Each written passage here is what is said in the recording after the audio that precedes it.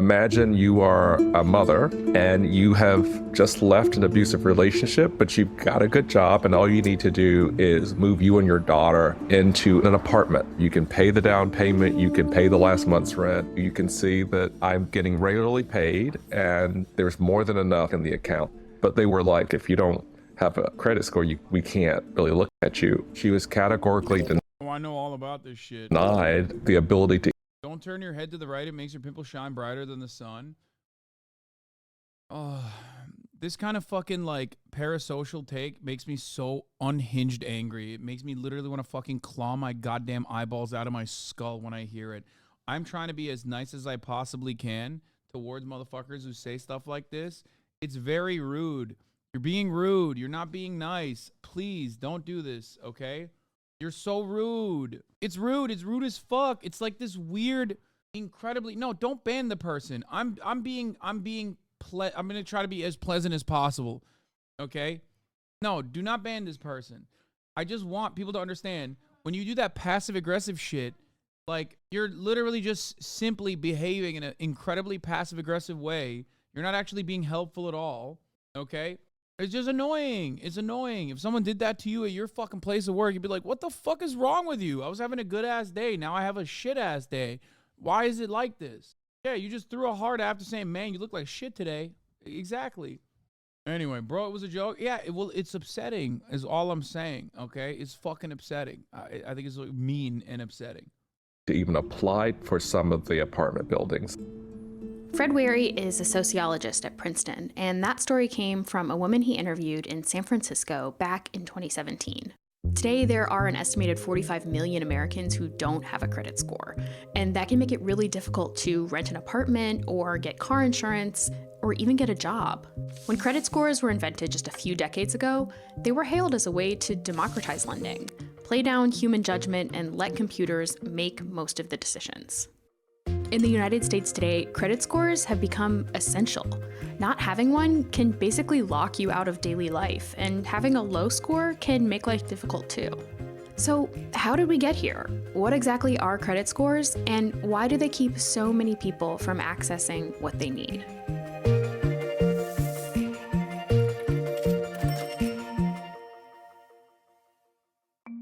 A credit score starts with a credit report. A record of some personal data points about us, like our zip code and... No, this is not appropriate. Stop. Don't say shit like that either. ...employment history, plus... Everyone needs to chill out. Don't be so fucking ruthless to one another, okay, chatters? Jesus Christ.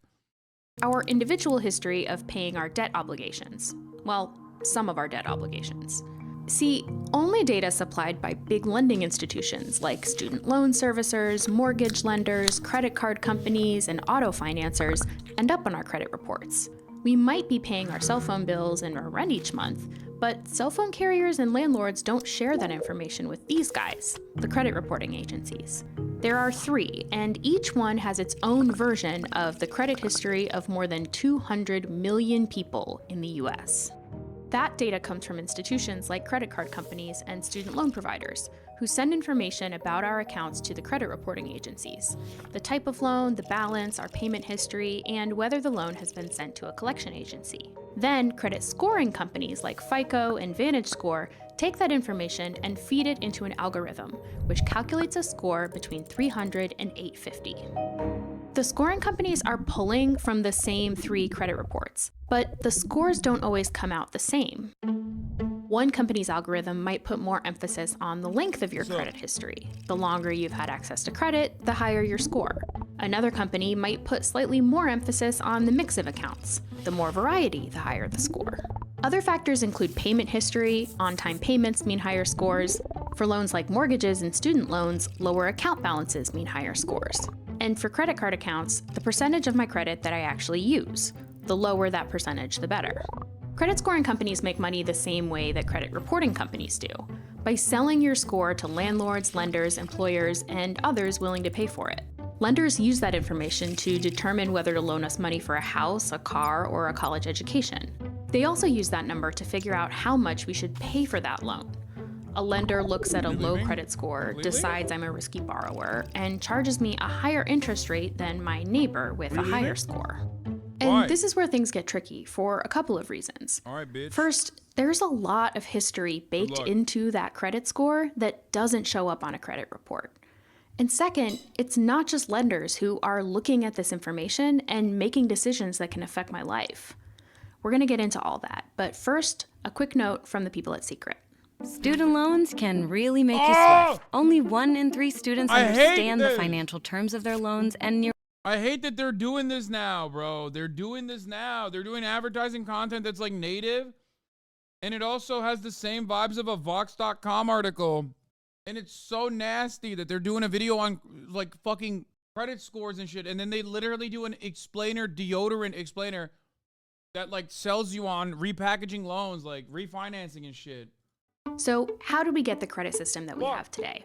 Well, like a lot of systems in the US, we need to go back and look at the past to understand the present. This is so funny.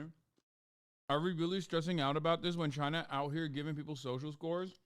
He said 400 point club. Brother, this video basically describes this is identical to the fucking social credit structure that America claims China has, like the worst aspect of it. And then you turn around and you openly recognize that you are a recipient of the worst aspects of this fucking structure. And still in your mind, you're like, well, things surely must be worse in China though. You literally said that and didn't even recognize, like, what the fuck does China have to do with this shit? Like, it has nothing to do with this shit. Yeah, things are awful in fucking Rwanda too. But we're not talking about that right now. We're talking about America. For most of American history, creditworthiness was really a function of your personal character. Whether the community and people who were interacting with you believed you to be a trustworthy, honest, dependable person. My name is Josh Lauer. I'm a professor of media studies at the University of New Hampshire in the Department of Communication. He's also the author of this book, Creditworthy: A History of Credit in the United States. In this interpersonal credit system, a dressmaker in Boston might buy fabric from a general store on credit, which the storekeeper bought from a local textile mill on credit, who bought the I love how stupid you are for saying this is like when we talk about NATO, but then you randomly bring us America bad. Yeah. Yeah. It's really weird when I'm talking about NATO and then you randomly bring up America in the conversation. What does America have to do with NATO? It's so weird how I'm having a conversation about, I don't know, the CIA. And then you have to say that America is somehow involved in this conversation. cotton from his second cousin, a planter in Georgia, on credit. Those lines of credit were built on personal relationships. The thing is, there was a lot of labor happening behind the scenes to make those credit relationships possible. From the enslaved people whose labor created the planter's wealth, to the literal children working in the mill, to the unpaid or underpaid care work that made the store owner and dressmaker's businesses possible. Those people weren't part of this credit system, which has ramifications for the system we have today.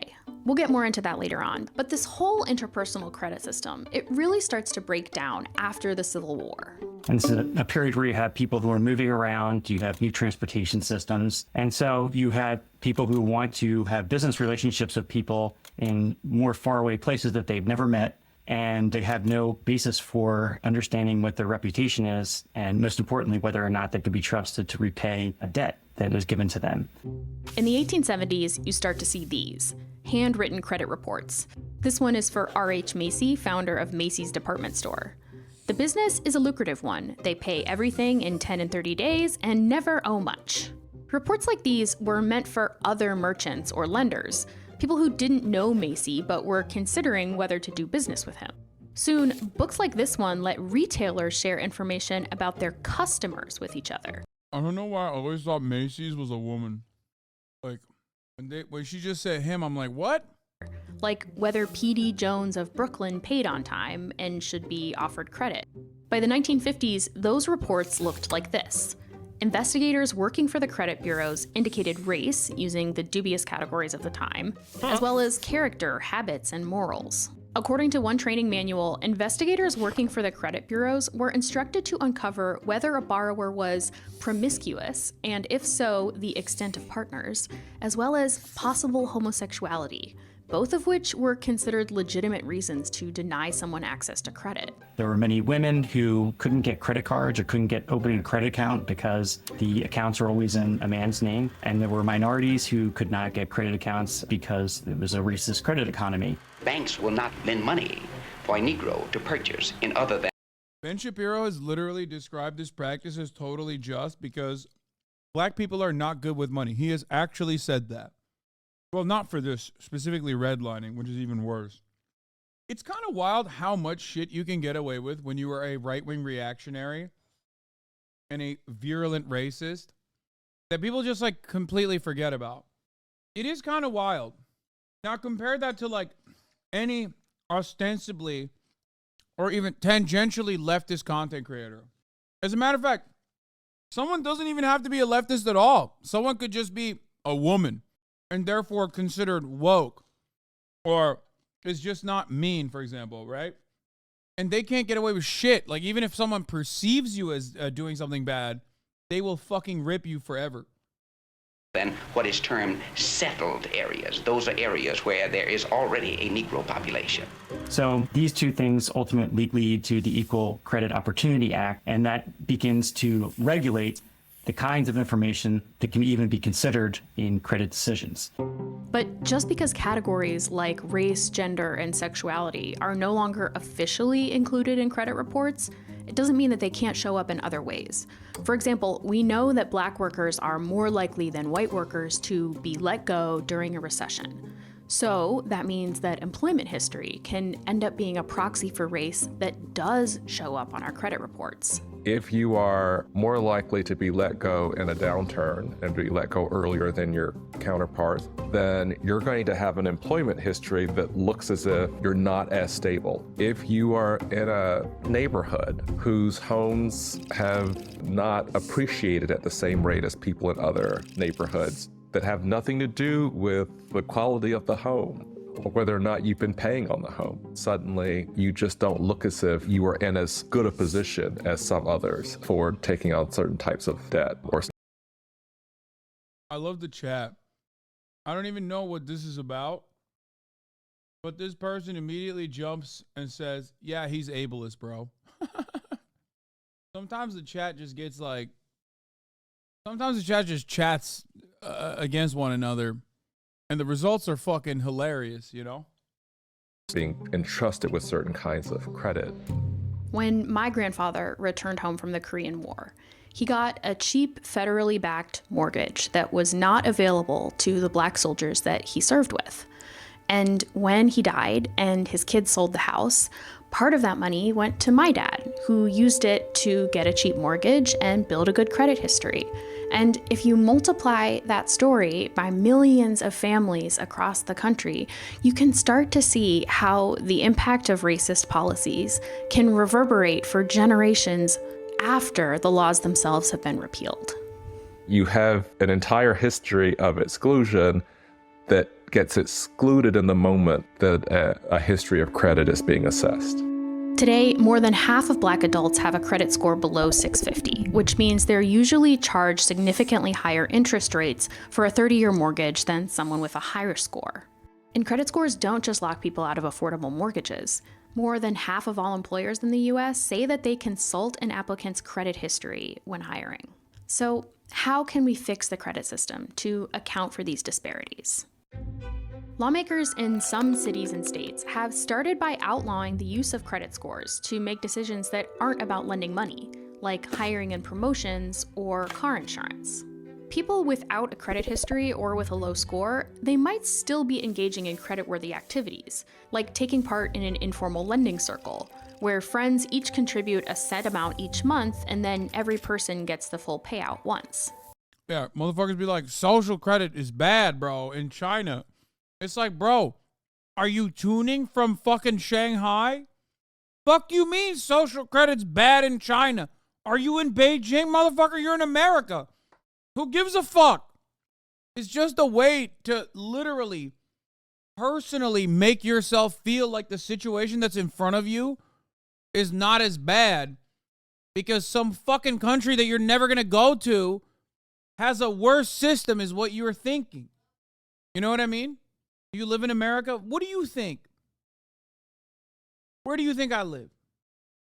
Yes, I live in America. No, I'm pulling a fucking Ian Miles Chong. I'm in Malaysia, LARPing as though I live in America. Oh. The only reason why you bring that shit up is the only reason why people bring that shit up about China is unironically so they don't think about what's happening in front of their eyes. Like, oh, there's a hypothetical place where things are much worse. And that's supposed to make you feel better about your prospects. Most of the time, people do that to dumb you down. But here in the HasanAbi broadcast, people do it to themselves, you know? You don't have to worry about the Chinese social credit. You got to worry about your own shit. Makes no sense. One option might be to empower local credit unions or nonprofits to formalize these circles and report those payments to credit monitoring agencies, which could help participants build good credit histories. A few startups are even trying to bypass the traditional credit scoring system altogether. Instead, they're making loans based on rent payment histories and other data. If you want your kids to go to college and you don't come from wealth, then you're probably choosing to engage in a credit system and to engage in debt. If I don't have my credit card with me, it's going to be hard to check into a hotel. It's going to be hard to rent a car. Access to credit has really become a necessary key for participating in American life.